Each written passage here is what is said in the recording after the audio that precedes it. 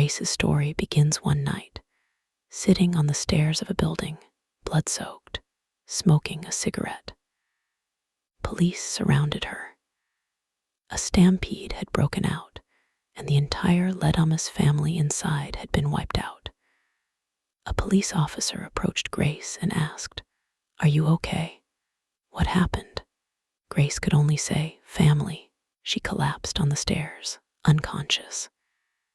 She was rushed to the hospital, surrounded by doctors and police.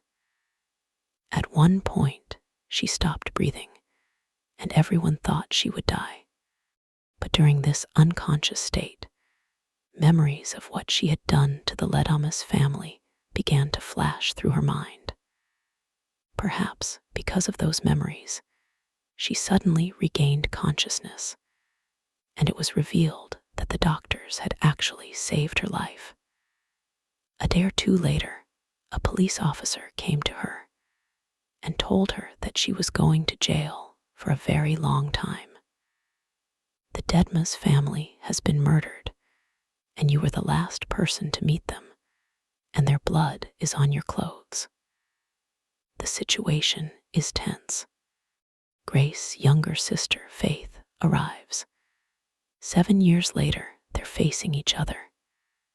Grace had left her sister earlier, but she still had Faith's number saved as her emergency contact number. That's why the police called Faith. Seeing Chris's condition, Faith taunts him, "You left me to move on. Now, look where you are and where I am. I'm in New York. I'm a social media worker now.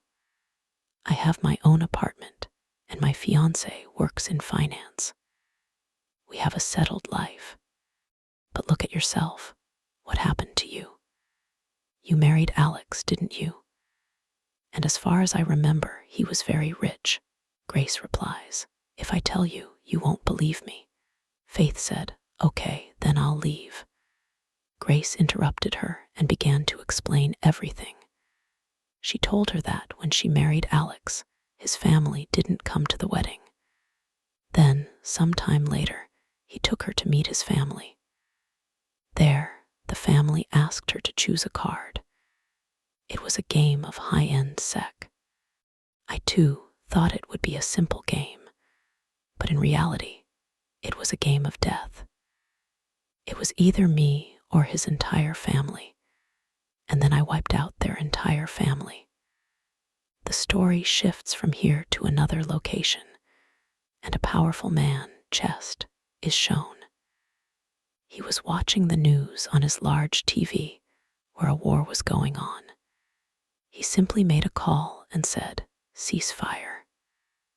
And the next minute, news of the ceasefire started playing.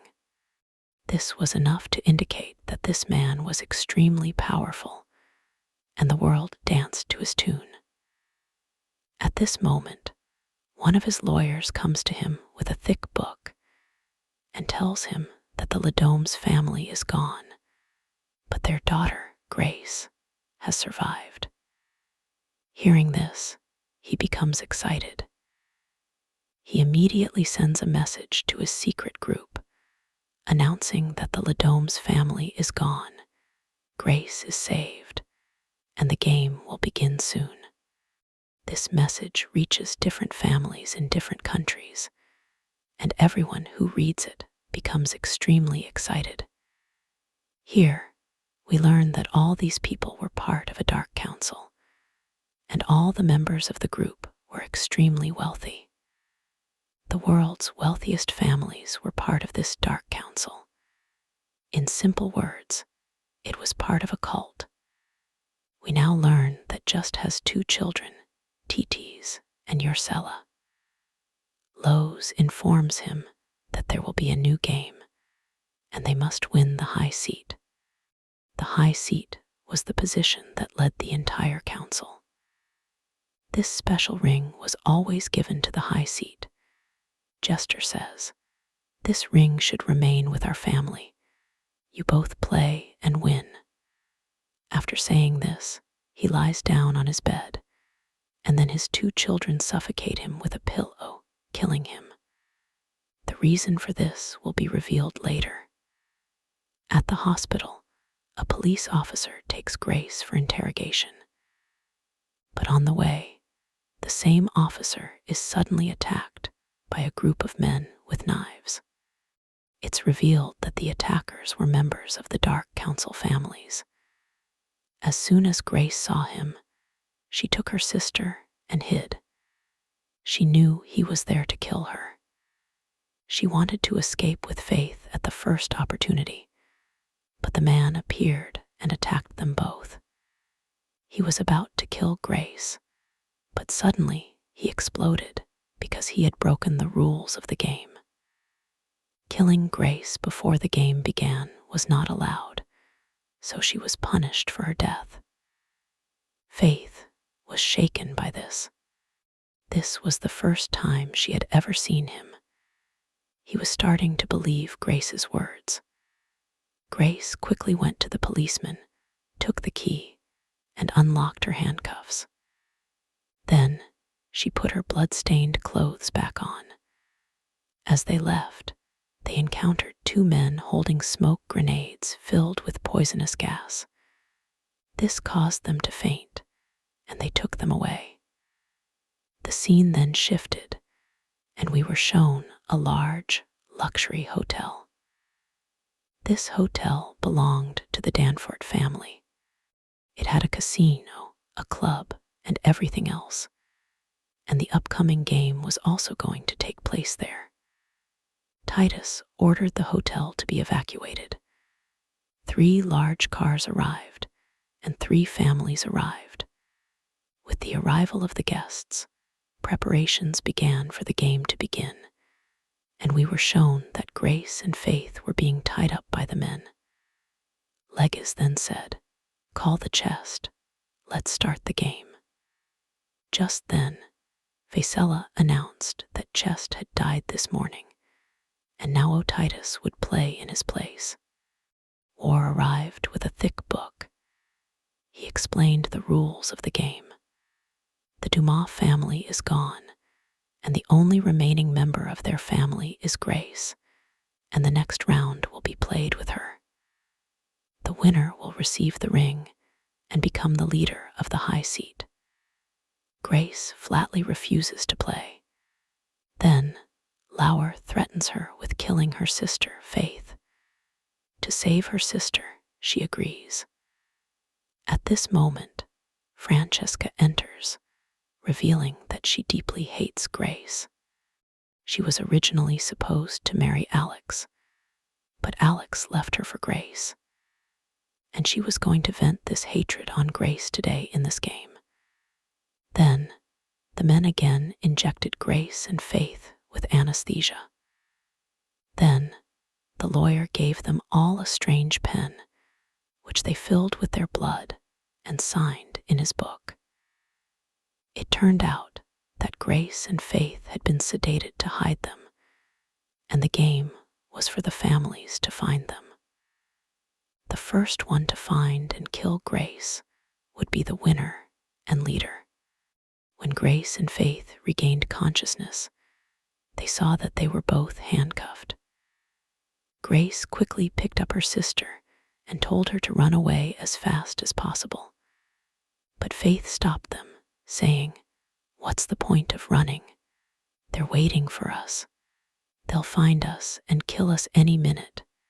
We should talk to them." At that moment, they were distracted by a drone.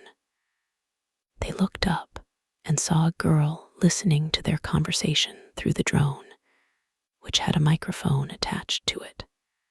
She then spoke to them from the drone, saying, "Stopping all this isn't easy. But yes, I can help you stop it. But the condition is that if you support me, then before she can say anything else, Sela spots the drone and shoots it. Grace takes her sister and heads into the forest. She wanted to cross the forest and save her and her sister's lives. But she discovers that this forest is also surrounded by huge walls, making escape impossible. They're unsure whether they should return to the hotel or stay there. While they're contemplating, Sela spots them and comes close. Chris takes her sister and hides behind some wood to save her. But then Titus arrives and spots them. Faith sees him too and begins to tremble with fear. As Titus attacks her, Grace immediately leaps forward to save her sister, taking the blow upon herself. Enraged, Titus knocks Grace down and begins strangling her. At this point, Faith attacks Titus to save her sister. They both beat him up, knocking him down, and then escape together. As they emerge from the forest, they spot a building. Faith suggests they can escape through this building. At this point, only they know that a sniper is standing over them in the distance. He fires at them, aiming to kill them, but misses. Hearing the gunfire, they both run for their lives, and bullets chase them one after another. Luckily, not a single one grazes them, and they both take cover. While in cover, Faith spots a cylinder lying nearby, along with strange objects. She places the cylinder where they were standing and sets everything else on fire. Smoke spreads. The sniper can't see clearly. He thinks the cylinder is there, thinking either Faith or Grace is there. So he fires at it. The bullet hits the cylinder, causing a powerful explosion. But fortunately, both of them survive. However, Grace's hand was injured in the fall. They quickly go inside the building. Faith bandages her sister's wound when Viraj, who belonged to an Indian family, arrives. Seeing him, they quickly hide and manage to escape after injuring him. But Viraj had also gotten wind of their presence there, so he was after them. They found a machine at the location. Using that machine, they cut through their handcuffs, and Viraj hears the sound of the action. He finally finds them, and before he can do anything to apprehend them, they attack her and beat her up, but even then, they don't stop. They throw her into the washing machine, and Grace turns it on as well. She eventually dies after being spun around in the machine. Grace quickly retrieves her phone and calls the police. After receiving the call, she informs them of everything that's happening. But a twist later turns out to be that the call wasn't made to the police at all, and that C had hacked the entire system, and the call went to her. Salaha, pretending to be a policewoman, told Grace, "I'm coming with a team. You guys should come to the gate." The two were running towards the main gate. But on the way, another girl appeared in front of them, brandishing a sword. She said, "I don't want to kill you. I want to make a deal with you." She told Gris, "Marry my son, and then no one will kill you." Gris asked, "What does marrying me have to do with your treatment?" Quan replied, "Once you marry my son, you'll become a part of my family. You'll become ours, and that way I'll become the leader and you'll be saved. It'll be a win-win situation." Grace asked, "Then what will happen after all this? Will all this stop?" Quan replied, "No, it won't stop. It'll continue, and you'll have to keep sacrificing people and playing games with them." Chris adamantly refused. "I'll never do this. I'll sacrifice people." While they were still talking, Lagos arrived and opened fire on Chris. Quan, trying to reach Grace, drew her sword and asked her, "Quick, tell me yes or no." Grace was unable to respond. Meanwhile, Khan tried every means to protect Grace, but her sword accidentally struck the man from the other family who was firing. Unintentionally, she had killed a member of the other family, and according to the rules, killing a member of one family is punishable by death. Consequently, she exploded on the spot. As Khan left, her son, Khufu, also died, and all the family members were killed. It was a rule of the game that if a leader of a house died, everyone in that house was killed. By this time, Grace and Faith were also heavily injured. Faith heard a call and ran towards the gate. Sella and Titis were waiting outside the gate. Grace called out, saying, "We ray near the gate." As they went to check, Grace came up from behind and snatched Uchella's gun. Then they both asked, "What's the gate's pin code?" He wouldn't have given it to them so easily. But when Grace threatened to kill him, he did, because Titus was terrified. They were about to cross the gate when Orlia and Titus attacked them from behind. Faith somehow managed to free herself and tried to escape. But Orlia grabbed Grace, and Faith stayed put. Although she had the chance to escape the gate, she couldn't bear to let go of her sister. And Sela, who had already tried to kill Grace by knocking her down, saved her sister. Faith came running and attacked Sela from behind, saving her sister. Putting her wounded sister in a trunk, she tried to escape.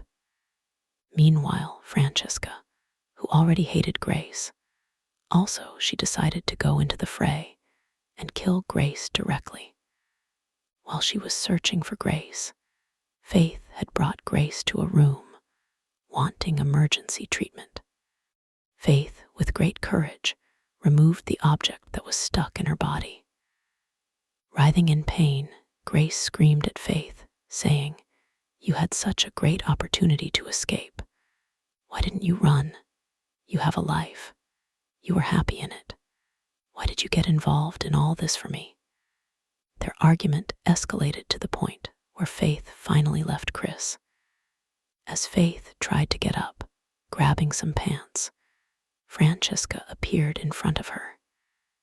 She was holding a missile launcher, which she had brought to use on Chris.